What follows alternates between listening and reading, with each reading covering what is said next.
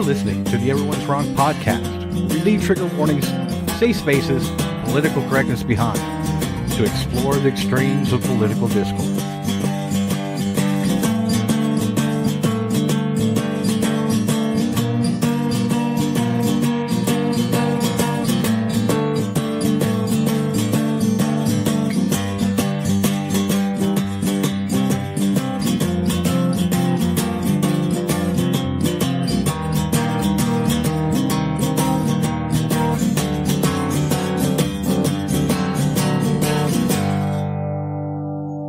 Hey, you fucks, this is Everyone's Wrong. I'm Dave, a.k.a. the Great White North. I'm Dustin Dark. And I'm Ed the Noof.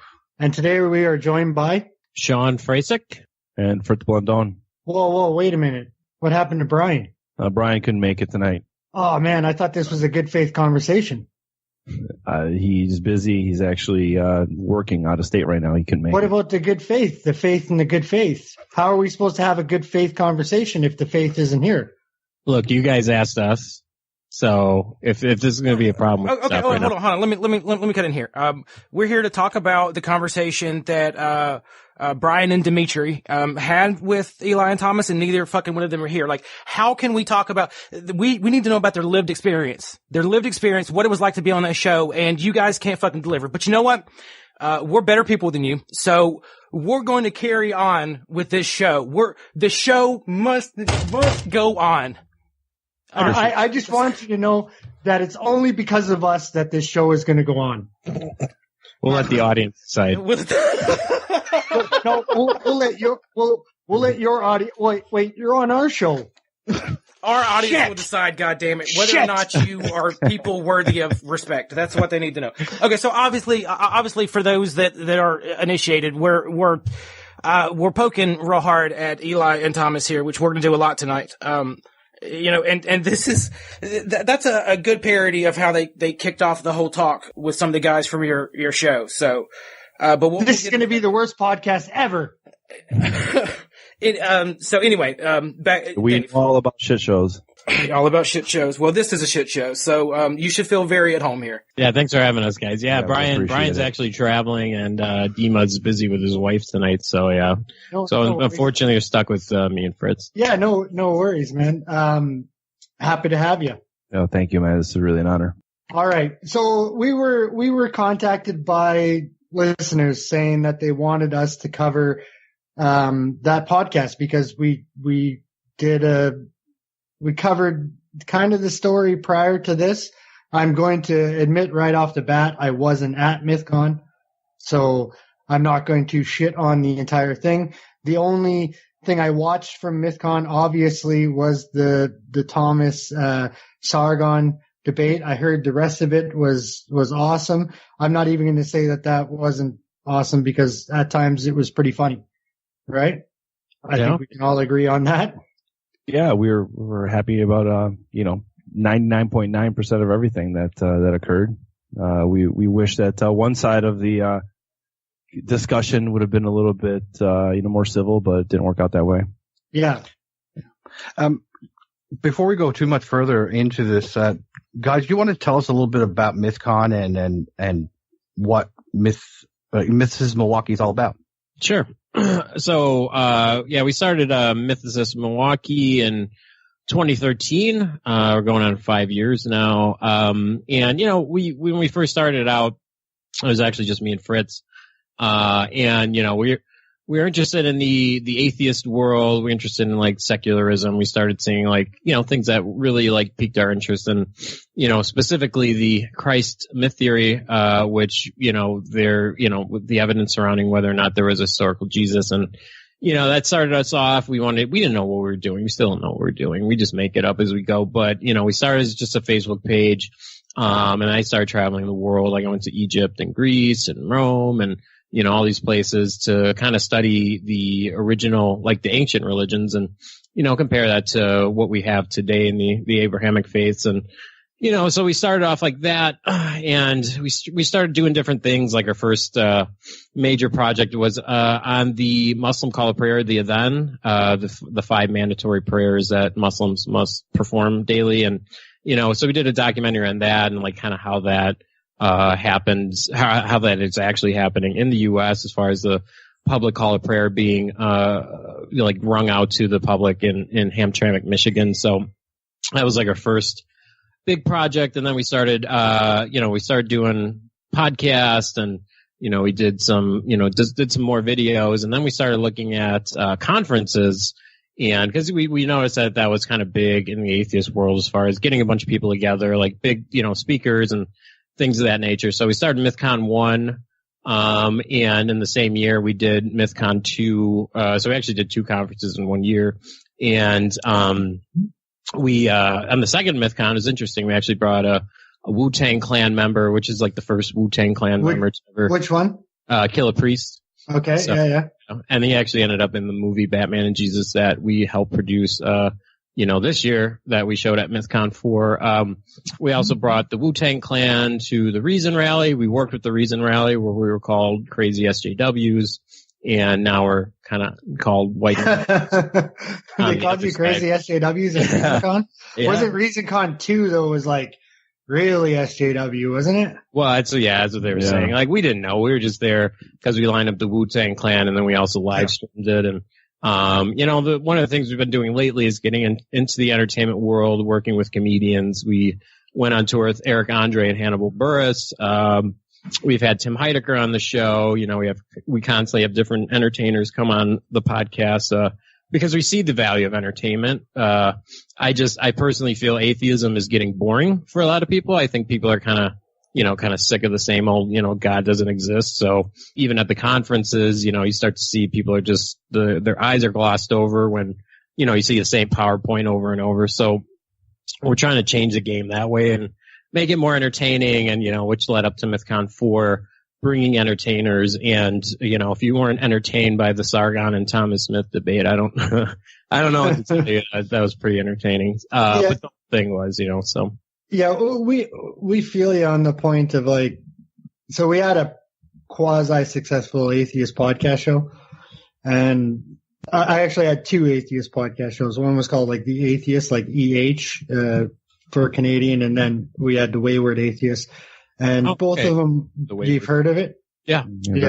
Yeah. So that was for about a year, and then like it just, I don't know, once it, like for me, I think that they married too many things to atheism, and it became anchored down into something that I wasn't really wanting to be a part of, and the people just, it changed, right? It kind of like the people, like even when you think about the left, it's not that the left, like I left the left left me, or the rest of the people in the left. They just, I don't know what happened. It just all of a sudden changed and became something it wasn't prior. And for me, atheism is just, God exists or he doesn't exist. And that's what the arguments should be. But when you're attacking each other on every little point without, like completely understanding the nuance of it, or that person's 100% position on something, and that automatically makes them racist or Nazi because they have one point that differs from you, where they agree with you on 99.7% of the rest of everything. It just got too much for me. And we did a couple shows where we kind of attacked both the left and the right, and we lost a lot of listeners over it. And I was like, yeah, well, if you don't like my opinion, that's fine. You know?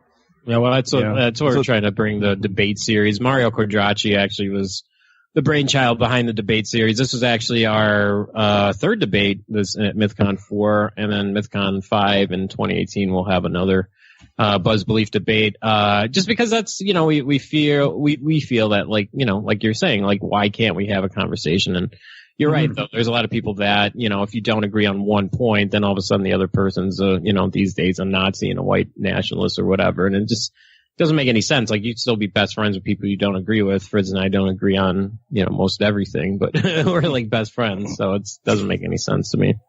For sure. Within 3 months of starting podcasting myself, I was, within the month that I guessed on the show, I was called like a monstrous human being and this, that, and the other.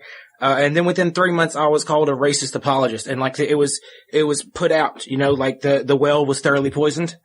that, you know, Dustin Dark is a racist apologist, and people meet me, you know, online and Facebook and have interactions with me. And to this day, from a year ago, they're surprised at the person they actually meet because of how I was characterized. So it's a tactic that these guys use a whole lot, and they use it on you guys, right up front. Do you want to talk about any of that real quick?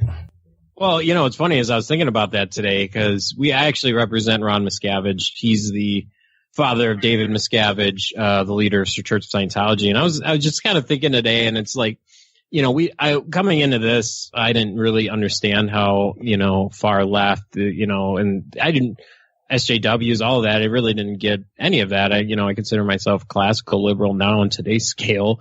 Well, that's racist. Right. It's crazy. Right. So like, just going through this harassment campaign that we went through, you know, just thousands of Twitter notifications and blogs and videos made about us and telling people how terrible we are and blah, blah, blah. It really, and you know, someone should do a piece on this comparing the two, but all it is, it's L. Ron Hubbard's fair game practice. I mean, this is exactly what Scientologists have been doing since the 60s and 70s. I mean, there's no difference in these tactics of you know, slandering people and misrepresenting them and, you know, attacking them in every way you can. It's fair game. That's all it is. Yeah. And they've turned atheism into denominational atheism. Yeah. It's like a religion. Yeah. Agree. Yeah. Yeah. So like and even in that podcast that your employees, you're the president, right? Do you call them employees or? No, we're all volunteers. You're all volunteers. Okay. So your buddies were on. Eli says on my side of atheism. Yeah. Like there's a side of atheism. You believe in God or you don't believe in God. It's true, yeah. He speaks about himself as if, you know, he speaks for the vast majority of atheists. You know, a lot of times when he characterizes himself, he will characterize himself as, you know, someone of my stature in atheism. Yes. Really? It's like, wow. You know? And he claims to speak for all victims everywhere and uses other people's victimhood to try to shame and demoralize other people. Yeah, it's bizarre. Agreed. And the funny thing too is like that came on the back end of a public threat that Smith made against us. I mean, where's the outrage? Yeah, that's the first question. Sorry to interrupt. That's actually my very first question for you. So at the beginning of that podcast, Thomas Smith, like after he says, this is possibly the worst recording ever, which he did the same thing to Dustin. So let's be honest here. The people that said that Dustin was a monster and that, you know, like kind of, gave him the Scarlet Witch or the Scarlet Letter is the same people that we're going to be talking about towards you. So it was Eli and Thomas. Mm-hmm. Okay. So my first question to you is, he says that, you guys clearly took a side. So did you take a side before or after he said that he was going to attack your conference, the way that you make your living and just your brainchild and the effort that you put together? Was it before or after that? It was definitely after that we ended up having to be forced to take a side because, you know, Sean's very similar in this case. We had no idea what any of these different sectors meant, even, you know, Reason to Rally 2. You know, I was sitting at a table with Dave Rubin, and, you know, they were talking about how he's attacking the regressive left and SJWs, and I have no idea what that meant. And, with them now attacking us, you know, now, and they're on the SJW side, it just made it really simple. It's like, I do not want to be on that side. Yeah. Well, I still don't know if we've actually made it. I mean, we still, you know, we talk to a lot of different people. We have almost 5 years of networking and, you know, doing a show every week, sometimes 2 or 3 a week. I mean, you make a lot of connections over time. And, you know, I'm not going to sit here and say, you know, everyone on his quote unquote side is exactly like him. Cause that's, for sure not. For sure not. But I'm specifically talking about Thomas here. Yeah. So it was after the fact that Thomas said that he is going to ruin you, ruin your conference and specifically try to get people fired from the board that you guys took aside. Yeah, no, it was a joke. I mean, no shit, Thomas. No shit. Yeah, exactly. What he did there was my man. Like, fuck. Yeah, exactly. He created a situation where it's obvious that we can't work with him ever again or support anything he's doing. I mean, that's burning bridge 101. Like, why would you ever do that? I disagree with a lot of people. There's people that are at the conference I disagree with, but I don't talk about publicly. And the problem is, like, that's where the unprofessionalism comes in here. It's, professionals can, have these disagreements and not bring them out to the public. You can have conversations one-on-one. You can talk, behind the scenes and try and work things out. And, once you go public like that, I mean, that's, what do you expect the response to be? Ed has a question for you. How has this affected your board? I mean, to have this onslaught come on, like, have people left just because they're afraid? Or, like, this is, to me, was almost, it wasn't business decision. It was a personal attack. So are people in your board weary and are nervous about what's happening? Well, we did lose one board member, but, prior to the conference, there were some individuals that, and everyone has a vote, and everyone has a say. Board or not. Yeah, exactly. Now we brought, both sides. We want to talk about two sides in this case, the SJW and the not SJW side. If we can talk in those general terms, I mean, we definitely had individuals that supported, Thomas fully. But once they started making, like drawing a line in the sand to say you're either with us or without us. Yeah, we had some individuals. No, it was against us or it was with us or against us, right? Mm-hmm. And then we had individuals we had individuals then that just, decided to leave, and we would have rather, have them stay because we think that diversity of opinion is better, for an organization, but, they left on their own free will, and, we let them leave because, it's their choice, and we're going to keep moving forward. But, we still want to be able to work, with all sides. The problem here as well is we have, people like Eli-Bosnick that'll say, I can't believe that you platformed Sargon of Akkad. That's awful. And yet he goes on his podcast and talks to him forward. But that was one of my points that I had written down, that Eli, I don't know. Okay. So I don't know how nice to be about it, but he got on the podcast with your friends and Thomas and cried and, tried to make everybody feel guilty through his antics of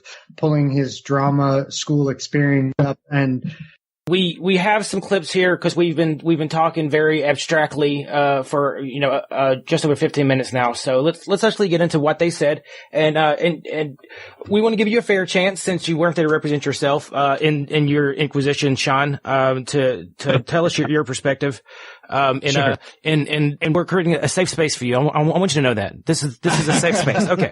So before you press play, I have one question. How disgusting, I'll use like Eli's fucking ears. How shameful is it that your skeptics conference, your Mythicists on Jesus conference has now become SJW versus anti-SJW instead of skepticism?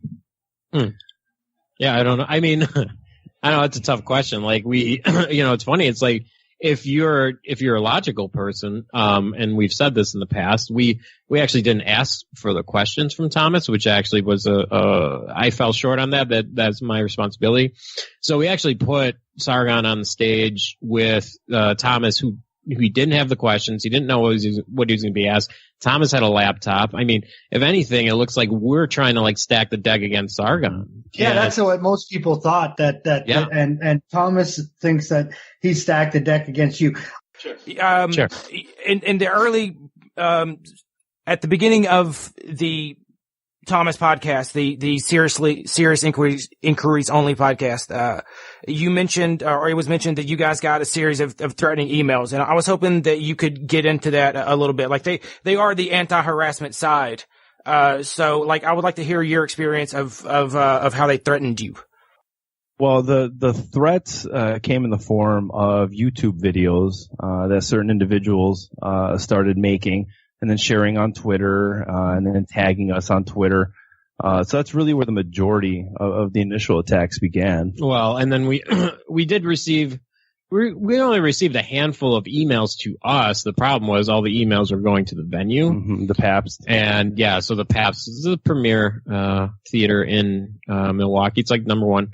And I have a good relationship with management staff. And so, you know, I knew what they were trying to do is like, oh, let's flood the venue with these emails, and they actually shared the emails with us, so we saw how they were worded. We said, you know, they said there's going to be violence there. They said there's going to be Nazis there and white supremacists and all of this stuff. So, you know, the venue calls us in, and we had to have a conversation with them, and that's when we had to have the discussion of the mandatory extra security for the event. But yeah, so the emails, we really didn't get a lot of emails. It was mainly Twitter, just Twitter harassment.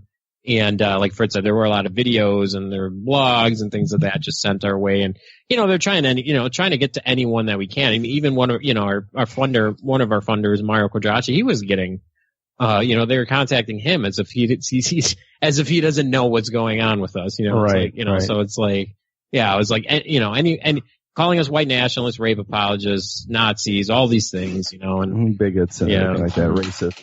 Yeah, I would say the vast majority of emails that we received were absolutely positive. Like we were getting over 1,000 emails. Yeah, after Sargon released his video, then we started just getting a ton of support. Because at that point, Sargon didn't know if we were going to deplatform him or not, because we weren't that close to Sargon at the time. So he doesn't know us, we don't know him, and we're like, no, we told all the speakers, no, we're not deplatforming anyone. That's who would ever do that. Yeah. So on the show, though, they specifically said the threat. Let's talk about the threatening emails. Well, the threatening emails that, again, Sean is alluding to is really the messages that really went to the Pabst. Okay. And they were the ones that were, the emails were the ones that were mentioning like Antifa was going to, you know, come and we were going to bring Nazis to the event. Yeah. Okay. Those are the emails because they're trying to deplatform. Okay, so they threatened political violence. Like they're going to bring out a group of anarchists to attack the venue, which is something that has happened and is happening in America right now. So that's a fairly legitimate threat. And in Canada. And in Canada. No, and as far as that goes across Europe. So, yes. In the Western world, that's a legitimate threat to consider. And didn't that cost you guys a fair amount of money? Yeah, thousands of dollars. Yeah, we paid over $4,000 just for security alone. And which is, again, if you go to any atheist conference, it's not, you don't have security. Typically they're like in hotel banquet halls and like really come and go as you please. There's no security. And so yeah, it looked like, you know, there were like so many security guards walking up and down the aisles, and at the front gate, we actually had to hire Milwaukee actual police department to stand outside. I mean, it was ridiculous, you know, and you know, these threats, these promises of protesters and violence obviously never happened. And all this for a neckbeard. Yeah. Well, thankfully none of this happened. I mean, we want to make sure everyone's safe, and we went, you know, the extra mile and made sure that we had police presence for the VIP party as well, even though the Pabst was initially the one that needed the security, just because we wanted to make sure that, you know, it was a safe venue. And we actually ended up having to use the police presence at the VIP party. Yeah, not for what people said. Yeah, we were you know, Sargon and all these other people are dangerous. We actually had to kick out a freaking podcaster out of Chicago that was on Thomas's side. Tom from Cogdis. I've actually listened to them for years, and I was very interested to see the Quarterings video, if you guys haven't seen it, of him. Oh yeah. What I would consider to be borderline threatening, like body language, like absolutely threatening. Man, and it's interesting to see these guys when they're not editing themselves. Yeah, it was actually a good question. Yeah, it was actually Faisal, Faisal Saeed Al-Mutar. He actually got my attention to the harassment that Tom was giving to Sargon, and I approached and I tried to de-escalate. You know, and then Sean was, you know, attuned to the situation, and then at that point, you know, we ended up getting the police and they escorted him out. It's sad. I mean, we have no issues with people discussing or arguing or even, you know, whatever. But when you start making comments like, do like your followers say, turn around and walk away, that's not arguing anymore. That's bullying. So it's like, and we want different sides to come to the table. We want to bring, atheists, with, differing opinions, as an atheist or secular conference, so we want this, in fact, when it comes to Thomas, if they want to say that we're, anti-SJW, again, that's what certain people are saying. Yeah. We platformed him twice, 2 Mythcons in a row. We gave him his own platform in Mythcon 3. But then, we wanted to bring in, Sargon to speak to Thomas after there was a second time. That wasn't enough. We have to completely deplatform him. And then, Armored and Shuan had the conversation there is, you're just going to let them speak on their own and you're not going to have anybody to, have the contrary opinion. It's like, since when at a conference do you always need to have someone with a differing opinion? You just sit and you hear what they have to say and then up to the next speaker. Yeah, absolutely. So do you guys want to get into some of the podcast audio here? Yeah, go ahead. All right. So this is the first clip. We have titled it, Eli 0 to Tears in 1 minute and 30 seconds. That's how long the clip is. And Ed, but before we get into this, what is Eli's education? He has a degree from, an art degree in theater from New York State University, I think. All right. So let's see if he gets the Emmy. Let me tell you how I felt, okay? Let me tell you how I felt, okay? Because that is reprehensible, and I think it is the basis for what this conversation really needs to be, right? Because when I saw that video clip, I was standing, getting ready for a platinum night, right? I was getting ready for a platinum night and my show in Salt Lake City, hanging out with my buddies, living on my side of atheism, and I froze in horror and shame at the idea that a convention with the label that I fight for, that a convention with the title of atheism, that a convention that claims to be secular, would have an audience cheer that poison. And the thought of all of the sexual assault, and I'm sorry for getting emotional about this, and I know your audience will call this a win, but the thought of a sexual assault survivor sitting at home and thinking that this is what the community thinks of their pain, that this is what the community feels about them. I was ashamed to call myself an atheist. I have fought for atheism since I was 19 years old. I fight the creeping theocracy that covers this fucking country every day. I make 9-to-5 jobs look easy, and I was ashamed. I was ashamed of myself. And I thought of my father, who's no longer with us, and I thought, I'm just the bully he asked me not to be. That's what I felt. And I didn't put on the convention. I was fucking appalled. And I'm appalled for you. Okay, and just so you know why we're laughing, guys, you guys don't know this, but many of our listeners do. Between me, Dave, and Dustin, we have the trifecta of the identity Oppression politics. Olympics. Yes. So it's like, I mean, go ahead.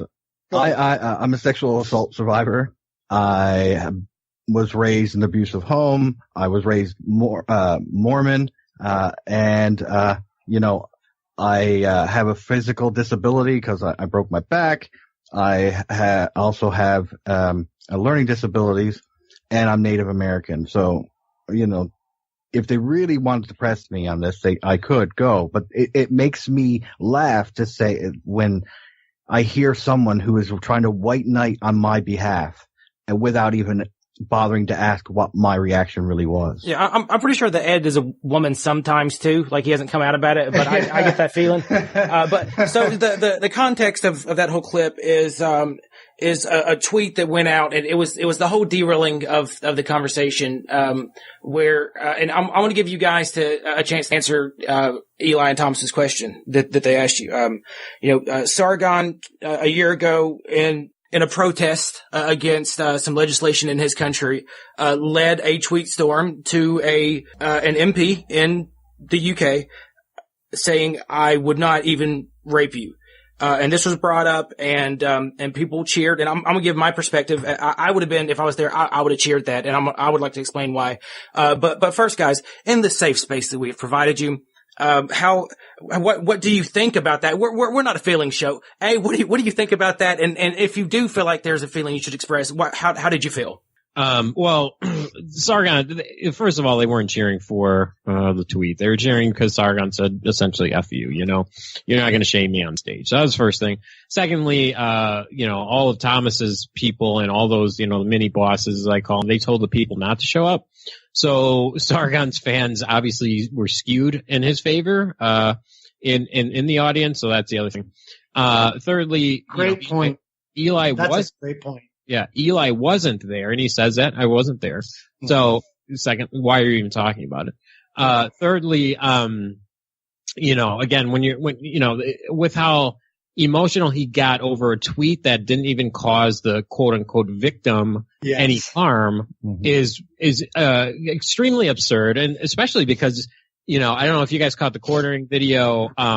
Where Eli 4 years ago, when he's talking about comedy and how nothing's off limits, how we should be telling black jokes, rape jokes, jokes, yes, of course. The more offensive, the better. And how he's essentially arguing against himself in that interview that I did with us, where he's like, look, we can't white knight for people. We can't, blow things out of proportion because it takes the power away from, what those things are. We should be laughing at it. And that's exactly But hang on. Only Eli and his side of atheism is allowed to make offensive jokes. Right. Only they're allowed to sexually harass people by sending dildos to Christians. Right. Making offensive jokes by calling out podcasters' name on podcasts and telling them, I might as well kill myself and doing shit like that. Only they're allowed to. Because you disagree with them, you're not allowed to.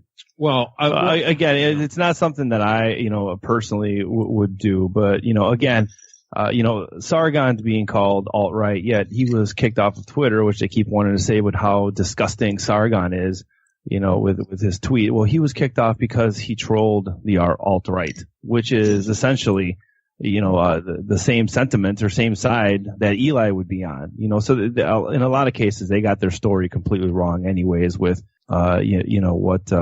what the story is behind that tweet and who Sargon really is. Yeah, but you guys brought up a great point. I mean, Eli's constantly telling, child rape jokes on stage. And, you can't, what Eli does in his tactics and, whatever is obviously works for him. But, as soon as he makes a mistake, oh, I'm so sorry, blah, blah, blah. How about just don't be a dick in the first place? And then you don't have to sit there and apologize constantly publicly. Sorry to interrupt. Yeah, go ahead. I actually don't have a problem with him doing those jokes on stage, right? No. What I have a problem with is him doing those jokes, or him, saying fucking the guy's gonna kill himself, or being on your show and saying, that there are no limits and we shouldn't censor comedians, and then going after critical. Sargon.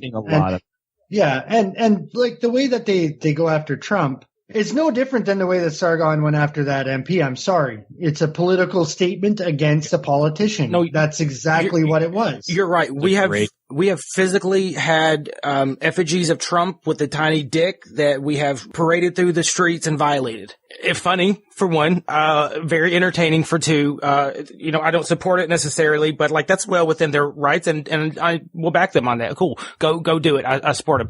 And I feel the exact same way. I'm glad you brought that up. No, I was going to say one thing that's different about England and the United States is that you can actually go to jail for tweets, and people have gone to jail for that. So, when it comes to hang on, speech. Sorry to interrupt. Okay, so you can go to jail for tweets in the United States. You threaten your president. Me and Dustin had this out a while ago because people went to jail in Canada for threatening Trudeau over Twitter, and he's like, not in my country, and then I showed him. So you can go to jail. If you threaten your president over Twitter, you go to jail. So there are limits. Mm-hmm. Fair enough. Yeah, there are. Fair enough. There are. No, and but I just want to say what the point, I think, I'm not sure if it was Sean or Fritz were saying, it is actually 3,000 people went to jail last year in Britain. 3,000 have gone to jail over tweets that were harmless jokes in many cases, and some of them were seen as were just not as even bad as or worse. But I guess they were against Islam. No, they were considered hate speech. Some of them, Okay. and so their laws are really arcane when it comes to free speech. And the beautiful thing about your country in the United States is your robust defense of free speech. Right. And I think that's something that's really need to be applauded and protected. Well, that's something that needs to be protected. Yeah. And that's what we're trying to do is protect free speech. Again, we won't platform, for our organizational needs, every single idea that exists in this world, but we do believe in the concept of free speech and allowing people to be able to express their mind. Yeah. And, pushing it, you can, obviously in the US, you can push it and you can get into trouble, obviously. But, in the comedy world, and this was, Eli specifically, this is what's interesting, is he's trained as an entertainer. And you should understand the principles of entertainment, especially stand-up, because I've seen him try to do stand-up. And, on that stage, controversy sells. And, the better you are at tying that line between controversy and what's funny makes you the best, like the best of the best can walk that line of, controversial, statements and, making it funny. So it's like, it's just bizarre that he got so upset over a tweet that was over a year ago that the person actually put in their book. She doesn't care. Jess Phillips. Yeah, she didn't even care. Yeah, that's what she said. She didn't care. Let me have a crack at answering that question for Eli and Thomas. So, how did it make me feel that people were applauding sexual assault? If they actually had applauded sexual assault, I would have been fucking pissed off at those individual people, not the entirety of atheism. Those people were not applauding fucking sexual harassment. Even sexual harassers don't applaud fucking sexual harassment because they don't want people to know that they're fucking sexual harassers. That's not what was going on there. They were applauding Sargon jabbing back at Thomas, and that's it, right? So it didn't make me feel one way or another. And this is coming from a guy that has been sexually abused. My sister was legit raped and murdered, and I just looked at that and saw a different fucking thing than what they saw. I didn't see the same thing. I saw Thomas being aggressive to Sargon and Sargon being defiant. Thomas can play it off on his podcast all he wants that he didn't come out aggressive. He came out aggressive in his language. Maybe not in body and form, because obviously Thomas is not going to get into a fight with somebody because that would just look silly, like Lisa Simpson swinging the arms. He might be able to take Sargon, let's be honest. Like, neither one of them are boxers. Yes. Well, Thomas was given the ability to set the tone because he was asked questions. He was interviewer, and if he would have set the tone in a cordial way, the conversation would be just like the vast majority of conversations that you see Sargon having online with people with different views, like he did with Eli. Yeah, exactly like you did with Eli. After Eli just shamed the entirety of atheism and Mythcon. Anyways, let's right, absolutely. And I will point out that podcaster as well, Godless Bellchecker, Stephen Knight from England, he was able to find a clip from the debate where you hear somebody in the audience literally yell, and he tweeted it. That's not why we're cheering. Yeah. The audience was not cheering sexual assault. Yeah, it's funny. It's funny you guys talk about like Thomas getting into a fight. It's interesting because if you roll back the tape, there's 3 instances where he kind of was. He brought it back to his wife. He said, "Look, if you ever said that to my wife, you know what would happen to you." And Sargon kept going on in his point, so like that didn't really escalate into anything. And then at the end, where Dima, the host, is like, "Hey, combat portion's over," when they're taking Q&A, and then Sargon's like, and Thomas didn't hear what he said, and he's like, and Sargon goes, "Oh yeah, he was saying, the combat portion's over, like we're gonna fight." And Thomas goes, "Good, yeah, let's do it." And then at the after party in the Quarterings video, you hear Thomas talking about Sargon getting his ass kicked. So there's actually 3 instances where Thomas tried and But Thomas isn't going to do shit himself. Of course not. I mean, when you talk about professionalism and all of that, it's like but Sargon tweeted. But guys, even if they were cheering for this tweet or whatever, what could you guys have done? Well, we really couldn't have done anything, with regards to what the crowd was going to react to. What we could have done early on, and we're going to do it moving forward, is we're just going to make a statement right in the beginning that if anybody jeers or interjects or yells anything inappropriate, they will be removed. Because at this one here, nobody really yelled twice. Everyone was just. It was just all individuals, because Sean and I were actually very strong with individuals that, yelled, and security that was there at the PAPS, warned everybody, and everybody got one warning. The problem is that the same person, never yelled twice. Had they done that, we would have removed them. Well, and there's 600 people there, and it's hard to do that. But I mean, you learn this too in the comedy world and stand-up comedy. You have the entertainers that ignore the hecklers, and then you have comics that will engage with the hecklers. And unfortunately, Thomas chose the latter and was engaging, and not only engaging but insulting them. So it's like, what do you do then? Yeah, he insulted the organizers too. Yeah, but if you're going to engage, then you need to be able to like the stand-up comedians that do engage the hecklers. They normally can handle it. Right, they can shut them down. Right. And unless you're fucking Cosmo from Seinfeld. Right. Again, bad joke gone bad. Right. Yeah. All right, Dustin, let's cue up the next audio. Okay, so this next one is titled "What Thomas Wants," and we're gonna see. We've talked about how what our perspective is, and I might dip into mine, but he makes his very clear. What I hoped and what I expected was that after the conference, we would get some sort of statement that was, "Hey guys," and we could skip all the pleasure. There might be some parts that were, "Hey, we are very proud of part of the conference we put on. We were very proud of a lot of the events. We had a lot of the speakers. It was great." There was one moment that was inexcusable. That was when the crowd cheered for sexual assault, sexual harassment. That was inexcusable. That created a disgusting, horrific environment for women. That was awful. Can you let me fucking finish? I haven't talked at all. Let me finish what I'm saying. And you know what? I get why you'd want to interrupt, because that's total poisoning the well, man. Like that's terrible. If you had done that, which is, or if you had caved to them in the beginning, then he would not be doing everything that he can to make sure that, everyone that he can convince not to go, he will convince not to go. And that's what he plans to do moving forward. That's what he promised to do. So for Mythcon 5, essentially he's promised that he's going to contact each one of our speakers and, try to convince them not to come. In the podcast, and obviously with what Thomas just said, then I would have accepted it like he's a fucking boss or something. Position. Yeah, exactly. Eli says Eli tries to break down deplatforming in kind of what was a gotcha moment with your conference when you guys decided to de-invite somebody that had talked about pedophilia in the past. Mm-hmm. Okay, so here it goes. If somebody that is putting on a conference decides to uninvite somebody, that is not deplatforming. Okay? If somebody decides to come and protest somebody speaking at a conference, that is not deplatforming.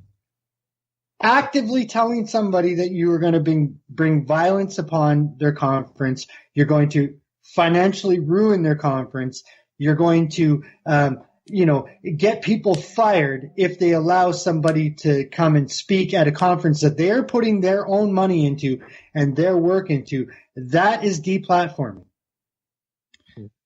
It's not just deplatforming.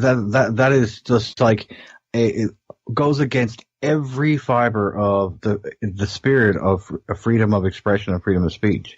The idea that a human being has the right to go to and threaten a facility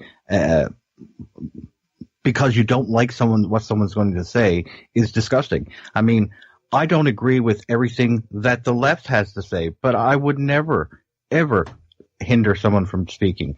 The only people that have the right to tell a speaker not to come are the people who invite him in the first place. Right. And my hat goes off to you guys for taking this abuse, because I mean it's uncalled for.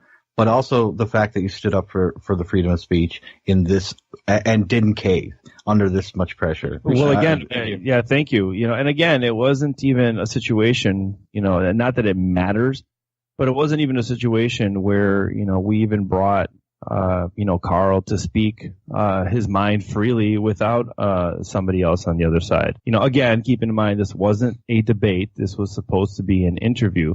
And part of the issue as well that was brought up is that we are platforming, Carl or Shu, and Armored. They already have a ginormous platform. This is, just bringing them up on stage so that people can see them in person. But, the argument that is being brought up on the other side is, that's what's different. It's okay if it's online, but if it's in person, that's the big problem. Yeah. So what was the issue with Armored Skeptic and Shu? Like, what was their... Did they ever give you, other than Sargon and the one tweet to the victim list tweet, did they ever give you a reason why they didn't want Shu on head and Armored Skeptic there? They just threw them under the same hat of the quote, shitlords. Okay. And the other aspect that was brought up is that, they were allowed to speak freely without, somebody else to challenge their views. And if you actually see what they said, it was actually, about, allowing people to speak their mind. And it was a very friendly, positive conversation. The other argument, which is really lame as well, is that they aren't scholarly enough. It's like, for Christ's sake, a couple of lay people to come and speak.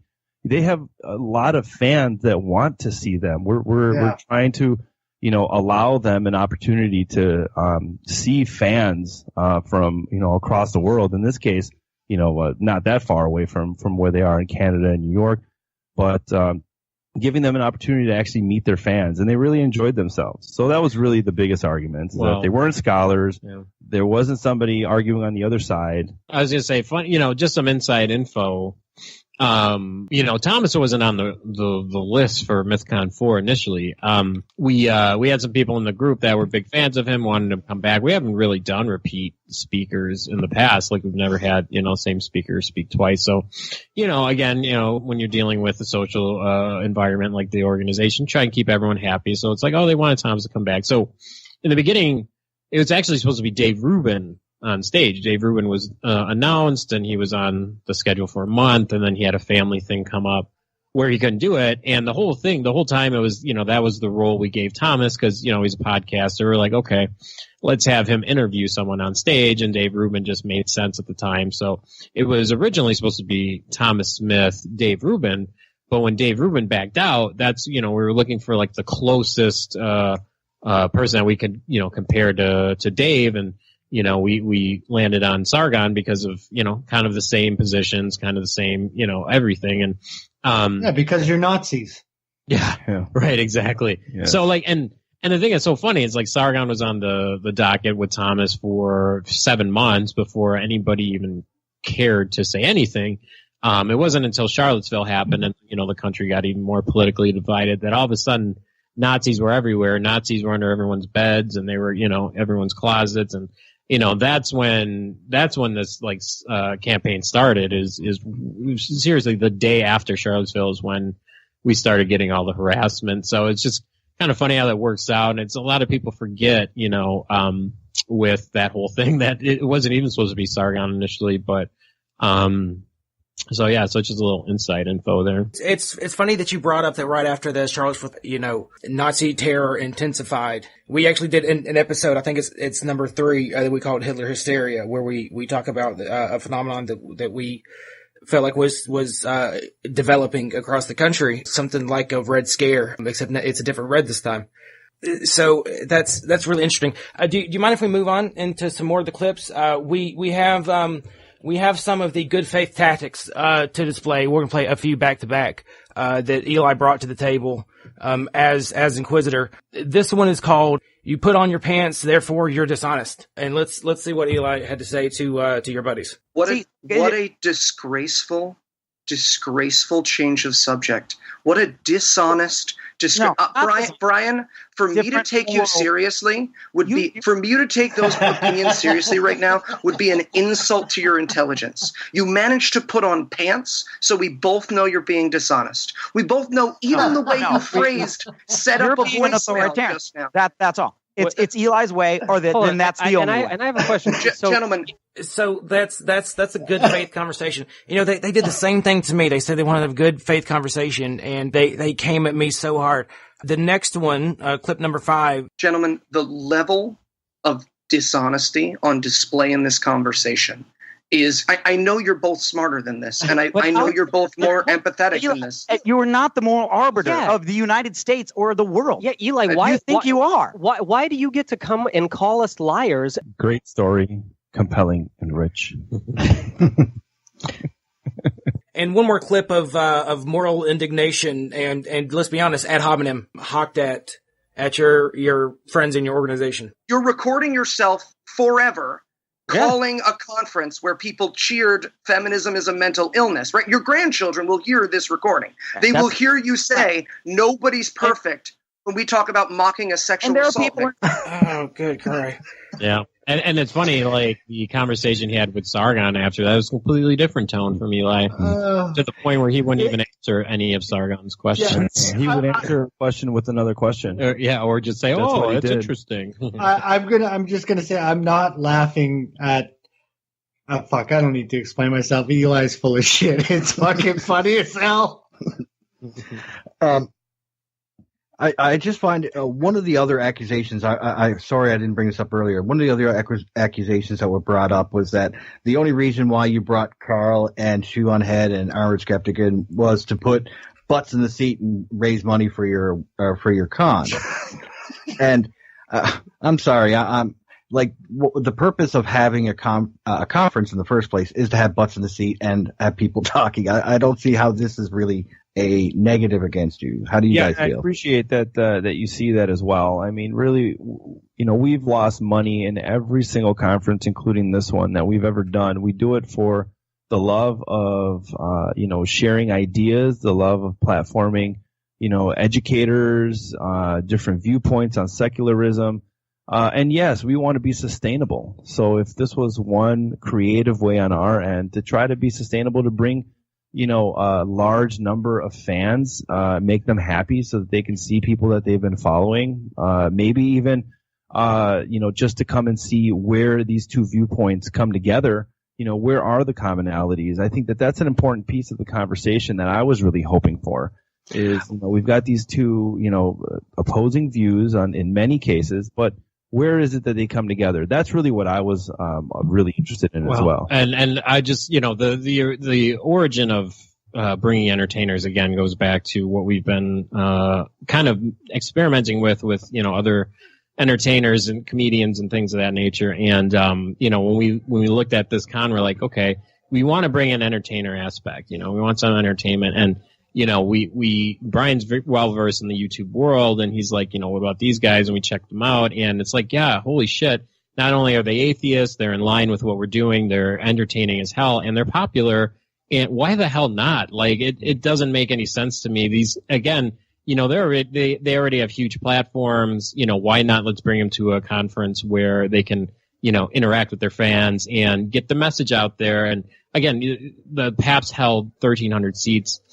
Sargon, when he does live stream, he'll have 6,000 people listening live. Like, he gets more people listening when he's online. So, but we were lucky that they came. They could have totally been like, no, we don't want to do that.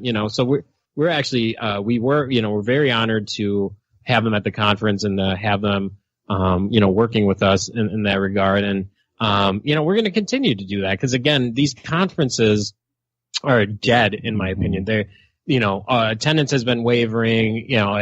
We have to go to the other conferences for like research and development and kind of see who's who and what's what. And it's just, when you're sitting there for 30 PowerPoints, how boring is that? It's like a sales meeting at work. It's like nobody wants to sit there for fucking 8 hours listening to goddamn PowerPoints. It doesn't make any sense. This is not how, you're going to grow this. If you want this model to survive, it has to change. And, we're already starting to see that. There's another conference that's bringing YouTubers. Oh, interesting. We're already starting to see the other atheist personalities talk to Sargon and a couple other people we brought. Oh, very interesting. You know why? Because it's entertaining.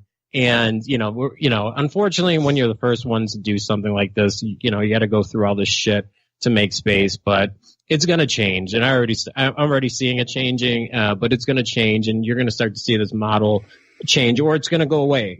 Those that don't want to change will eventually go out of business. And I think one great vision that Sean did have as well, initially, when he expressed it, and I completely agree with it as well, is that working with entertainers, it helps to normalize atheism. If there was a time, with the atheist movement, I believe, was the fact that atheists were viewed as just like weird people that just their views aren't worth listening to. I mean, we were almost as a group, we came together, against religious extremists.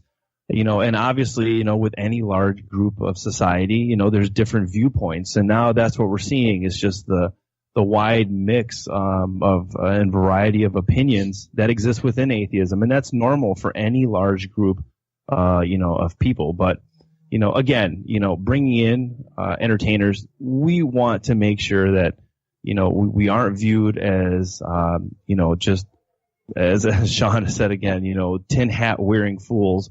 We want to normalize it, and by showing that many entertainers that people love to watch on a daily basis, hey, maybe they might be atheists. It helps people to see them in a different light, and that's one of our goals as well. Well, and the last point I'll make, I know I'll let you guys get back in, but the last point I'll make to this, it was funny observing it because we got 600 people there. It was like 570, 580, so right around 600 people.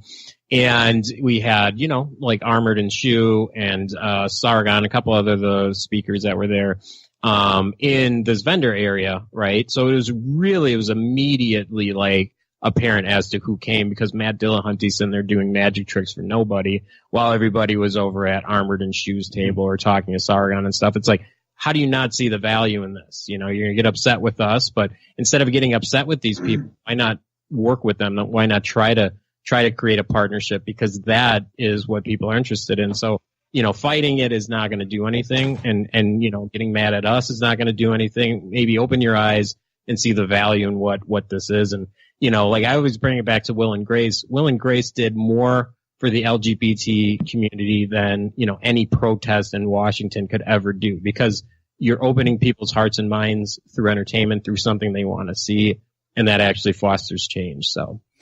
I agree. One of the best things I took away from the Sargon and Thomas segment was the fact that one of the audience members yelled up, I don't agree with anything he says, but I'm still here listening. Yeah. Mm-hmm. And I think that was the exact thing that the whole conference was supposed to be about. Mm-hmm. Bringing a new idea to you that you probably would never have heard of otherwise, and be confronted by it. And I think that was something that you did successfully. Thank you for that. And unfortunately it's scary, that what we're seeing in a lot of university campuses, which, used to be, the bastion of free speech. This is where you come to hear different viewpoints. And now we're seeing that many universities, Berkeley has done it itself, has begun to censor and not allow certain individuals to speak, Yeah. And according to Thomas and Eli, it's just a small little section. It's relevant, right? In the universities. Oh, right. They deny that the problem, but I think Dustin had something. Well, I wanted to echo a point that you guys were making. The criticism that I heard the most against, Greg and June was that they're not specifically atheist oriented. And same thing with Sargon. Like, what purpose do these guys have to do there? And you brought up the entertainer point, and that's very fair, and I like that. Another thing is I think that atheists need to be seen doing things other than shitting on religion. Yes, absolutely. If you do want to normalize atheism, and another thing is that we need to display the true diversity within atheism, right? Yes. Unlike most worldviews, there's not a lot holding atheists together as a group, right? Some really care about the religious question. Some don't. Some, the interest and the way people express themselves and their atheism is much more diverse than religions would be. And I think that that's a very important thing for the atheist community to put on display. And I'm really disappointed that they shit on that. No, I agree. Us as an organization, as a secular organization, from the beginning, our focus was to promote, religion and then also culture and freedom of thought. That has never changed and that has never wavered. I don't think we promote religion.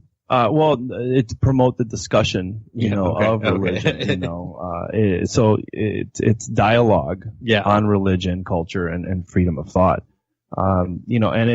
When it comes to how religion affects culture, I mean, we have huge examples.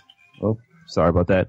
We have yeah, right. We have many examples around the world of how religion has affected culture and politics in different countries, and I think that we need to be able to talk about that as well. They go hand in hand in many cases. So I have a couple more clips here, and they're actually of your guys from the Mythcon podcast. And I like that this displays to me that even though they were being grilled in this type of honestly disrespectful manner, your guys stayed very level-headed and continued to bring arguments to the table whenever they found a place that they could. And we wanted to give them some props to that and play some clips. So here we go. We stand up for discourse, free speech, and for people to have their own opinions. And Eli, I'm very respectful of your emotional reaction to what you heard. That is entirely your purview. You are 100% entitled to that. But Brian is entitled to his thoughts, and so are the people who were in the audience or whoever. I mean, we can't thought police. We can't moral police everyone. I mean, that's incredibly respectful. To be honest, like I'm proud of your guys. We have one more, and I think this is one of the best points that they made. And it's actually something that Sargon would say on his channel. So it was interesting to hear this angle. You cannot sit there and dictate what I must feel or anyone in the audience might feel. We have rape and sexual assault survivors in our group that do not agree with you. And are you going to tell them that they do not have the right to their opinion? Are you going to take away their agency? Yeah, I'd like to say I'm really proud of the conversation that Brian and Dimitri had. Yeah, they did an unbelievable job. Yeah, like if it would have been me, I would have apologized to them for thinking they needed an apology. I don't think you would have done that, but it wouldn't have been as amazingly eloquent as that. And I thought they did a great job representing the group. And that's, something that we're really proud of. We're a really big, well, I guess we're not really big, in terms of, people that, work in the group, but the people that are in the group are really committed to the movement, and we're glad for that interview. Yeah. Moving forward, I guess getting back to normalcy, where would you like your conference to go next year? Well, we're going to continue to do a lot of the same. We're going to pepper in entertainment. We're actually talking about some panels this time, kind of change it up a little bit. We're going to have another debate. That's one of the freestanding things with Mario Quadracci. And, so Ed versus Eli. Yeah. Yeah. Let's do it. Eli won't be coming to any of our conferences anytime soon, yeah. but it's interesting. It's like so much was, overshadowed by 10 minutes of this. I mean, the debate with Asra Nomani and Faisal was just fantastic because, Asra is a professional. She's a professional speaker. She's been on Bill Maher several times. She was featured in the Angelina Jolie movie Mighty Heart, where, that was about Danny Pearl when he was beheaded. He was the reporter who was beheaded by Al-Qaeda. And she was, heavily focused. That was her story, her and his wife's story. It's really interesting. And, she's about Muslim reform and, and obviously Faisal comes from a secular perspective as far as apostasy. And it was just a fantastic talk and, fantastic. And there was a lot of points shared there that was overlooked a lot. Ron Miscavige talking about standing up to bullies, ironically enough, in Scientology. Right. Melissa Chen talking about enlightenment. I mean, she was fantastic. That was her first time on stage. She was just awesome. And she got a lot of positive reviews as well. So we're really happy. And then the Batman and Jesus movie. I mean, so there's a lot. Like we do a lot, so it's like we try to get as much in these conferences as we can, to kind of keep people entertained. So it's not, again, so people are not just in there looking at PowerPoints like in a sales meeting or something. And, we're not trying to convince anyone to be atheists. We're just trying to say, look, here are the hot topics. Let's talk about it, and let's see if we can make some ground on it or find out where we agree or disagree. So, really looking forward to 2018, Mythcon 2018. Got a lot of people interested now. Again, the Streisand effect. Yeah, I was going to say it must have. Yeah, the Streisand. More attention than ever, right? Yeah, it's like, if people know what the Streisand effect is, look it up. But like what the mini bosses did and, Eli and Thomas and all their outrage, all it did was just make it more popular. And now, people are looking more toward obviously we'll have our critics, as, anything that gets bigger has more critics, unfortunately, but we also have a lot more people interested in it. So yeah, we had some really, really exciting ideas for 2018. We hope to have it. We hope to have a rollout in February, or before then. So, and we want people to feel welcome. I mean, if Christians want to come to our conference, we want them to feel welcome. I mean, again, when we've had our debates, did Jesus exist? We were hoping to also be able to bring, that population as well, so that they can hear viewpoints as well. Free speech is a pillar of this show. And I don't think these two gentlemen will mind me speaking for them when I say that as long as your conference supports free speech, and you're not, causing violence, you're not causing harm, you are welcome here, and we will promote you. We would love to have you back on. But when you want to go around and promote your conference when it comes out again next year, and I personally will say I support you, and I wish you guys and your organization the absolute best. Thank you so much. We really appreciate it. Thank you for you brought me personally, and I listen to Sargon and Shoe on Head and Armored Skeptic. And I capping this off, we're getting a little long, and I guess everyone else will have a chance to speak here. This is probably the last thing I say. I want to give my perspective as someone that listens to Sargon, someone that was listening to him when he initially put out the tweet, and I understood his perspective, and I understood the protest. I want to give, if I was there personally, I probably would have been one of the people that cheered. And since everyone wants to know why the fuck someone would cheer, I'm willing to jump on that knife myself and explain how I would feel about it. In my perspective, as someone that listens and supports Sargon in the protest, I think that he pulled off something brilliant. He took a very unknown bill, law that is trying to be introduced in his country, and he led an online protest. Not a single person had to crowd a street or interrupt anyone. He tweeted this woman and brought international attention to the 3,000 people that were arrested in his country for mean tweets, right? And they wanted to tighten this law, and he brought attention to it in a brilliant way. And he also displayed the lunacy of that type of law, to where offense is taken, not given, and it's up to perspective. I do not see a threat.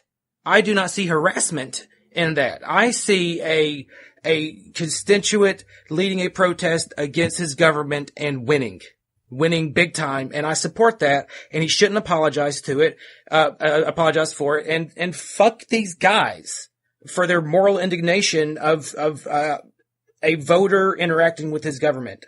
It's none of their fucking business. They're Americans. It's not my business. I'm an American. They should fuck off about it. To be honest, it's I would just say on top of that, it's crazy. It's like, what tweet did you put out a year ago that everyone's still talking about? So obviously there's brilliance behind it. And, just in person though, too, it's it's so funny, the contrast, everyone's saying how terrible these people are and blah, blah, blah. Armored and Shoe and Sargon literally talked to every single one of their fans for a 15-hour day. Nonstop. They were polite. They were respectful. They were just engaging with anyone that wanted to talk to them. It was They were extremely professional, and to the likes of, like, we've worked with a lot of talent in the past, and they went way above and beyond in every aspect, and all of our speakers did this year except for one, and so it's funny, it's like you paint this picture of these people, but then you actually meet them in person. It's like, I think that's what people were so afraid of. People are afraid of these people coming out in public because they know they're not what they depict them as. And as soon as people meet them, they realize that all that's bullshit. And, we had no issues bringing them, and, we'll do it again. We do what we want. We're not going to be told what to do by podcasters. So yeah, it was just fantastic. They're just awesome individuals. Yep, I'll echo that. Ed? I just want to say that I'm a very big proponent of free speech, probably the biggest absolutist you'll ever meet. And I really, really want to impress upon you that this is such a breath of fresh air in the climate that we're in, where people are getting bullied and kowtowed into a line to stand up and not allow anybody to take away your voice. So I think it's amazing. I thank you for it.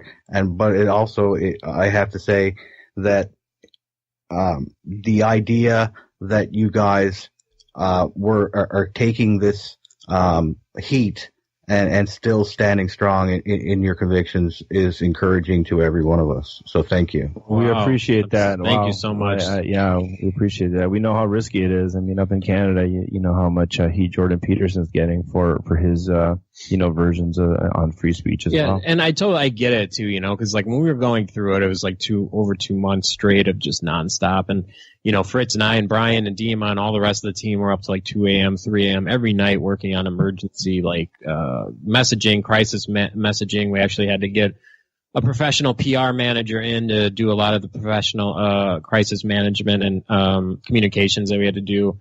And with the added security and working with the different, I understand why people buckle. I get it. I totally get it. It's not fun going through it, but unfortunately, again, all of their tactics backfire because it just brought us together closer as a team. It increased the amount of people that knew about our conference, and it gave us way more brand recognition. So it's like, they're not going to win any of these battles, in my opinion, by using these tactics, because all it does is it makes people, work that much harder. And again, the Streisand effects. It's like they got to learn new tactics. These are not working. So it's like Hitch always said. Take the risk of thinking for yourself. I mean, that's what you did. You took the risk of thinking for yourself, and the rewards will come. And I think that's something that you guys should look forward to. I appreciate that again, you guys. Thank you so much.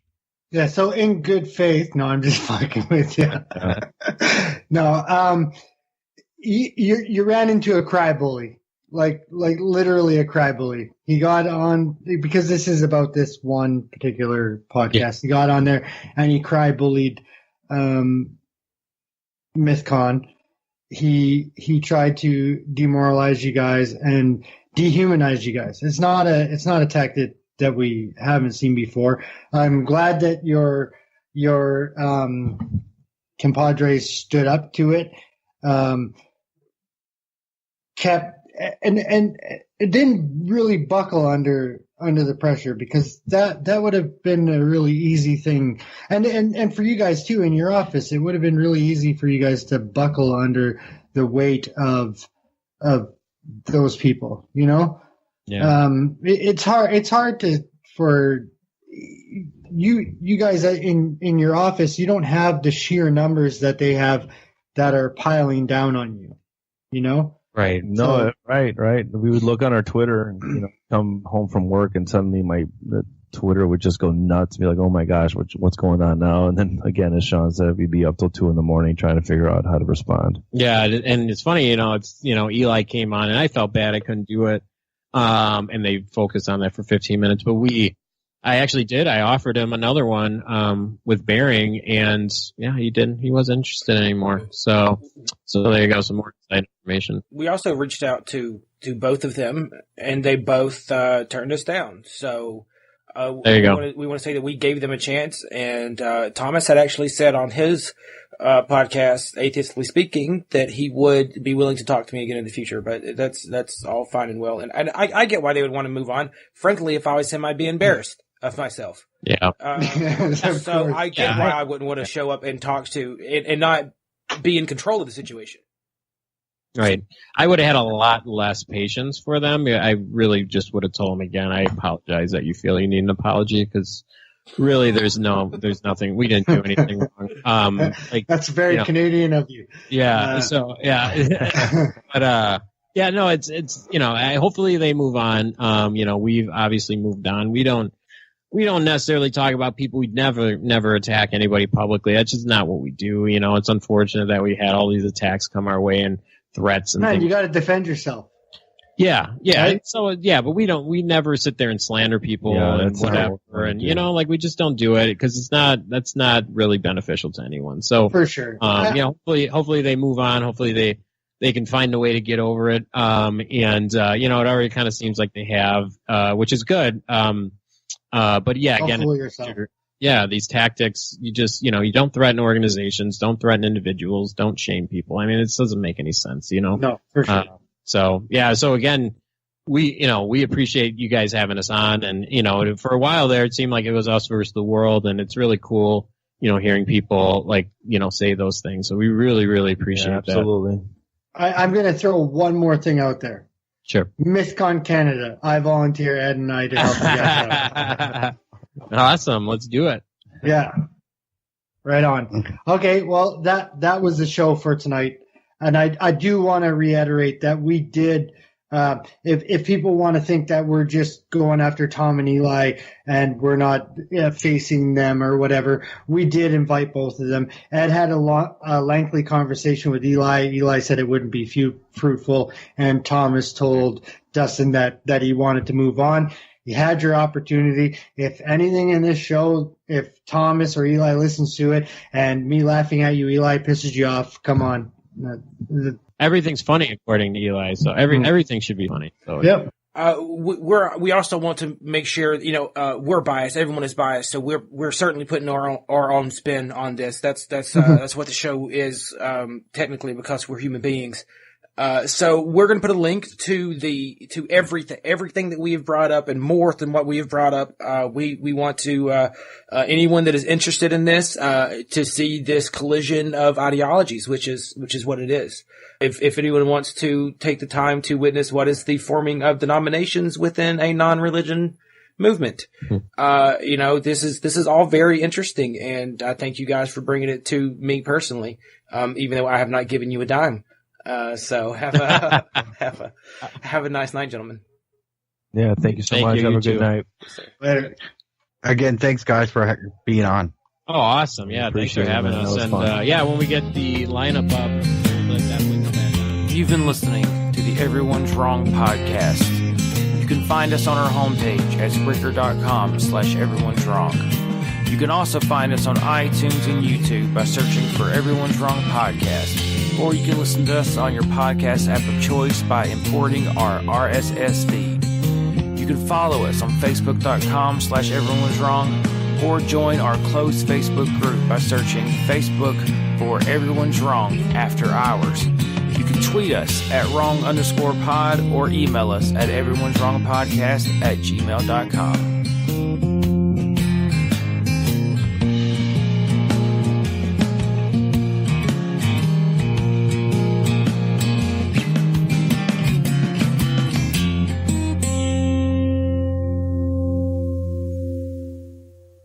And that's way over the line. You guys do not understand what it means for a crowd to have cheered, "I will not even rape you." And I guess, okay, but then you guys don't understand what it means to make a podcast and threaten an organization. I want to burn it to the ground. I'm going to create a voicemail. Now all these people are going to create a voicemail? My voicemail that has been around since January? You fucking idiot. I didn't create a voicemail for this. You Okay? could Google I know that it in already 3 existed. fucking I know seconds. It existed. Yes, I'm aware people lack empathy, and they are on this podcast. Gentlemen, I know I'm going to sound a little bit like a broken record here, but I am aghast at the lack of empathy in both of your answers. It is as though in one part of your conference, someone got up on stage and whipped their penis out and exposed it to everybody, and you didn't address it. So, Because Thomas, they are women and they don't know if they're safe in that situation.